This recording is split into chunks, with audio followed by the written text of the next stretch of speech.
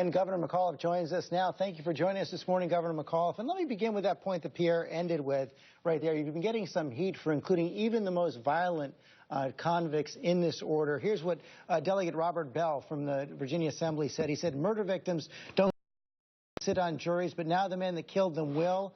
A murder victim won't get to vote, but the man that killed them will. Your response?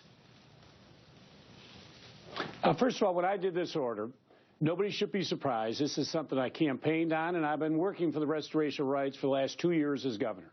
I've already restored the rights of 18,000 individuals, more than my past 7 governors combined.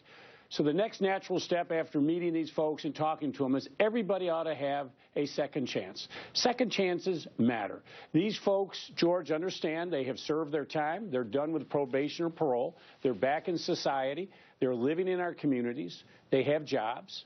They're paying taxes. Why don't we possibly want them to vote? Why are we putting walls up? So once you have paid your debt to society, and that debt was determined by a judge and a jury, once you have finished that, why should we have a lifetime ban? And that's why I stood in front of our Capitol and erased 115 years.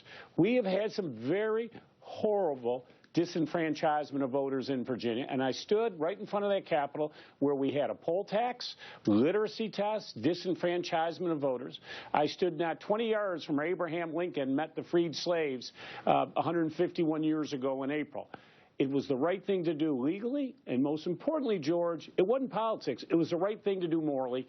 And I know these Republican legislators think it's politics. We have elections every year in Virginia, and if I were to do this for political reasons, I would have done it last year when I had my General Assembly up, and if I had picked up 5,000 more votes, I'd have control of the state Senate. You say it's not... won the last 6